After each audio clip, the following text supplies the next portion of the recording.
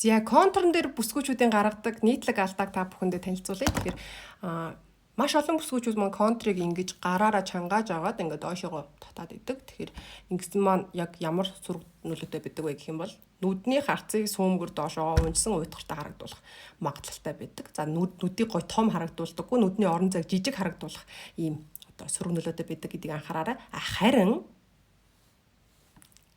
хэрвээ та бүхэн маань нүдний контроо дээшээгээ ингэж яг адилхан хэлбэртэй хэрнээ дээшээгээ зурсан тохиолдолд энэ маань нүдийг хамаагүй илүү цоглог хэрнээ нүдний харьцааг гоё цоглог том харагдуулах юм боломжтой байдаг.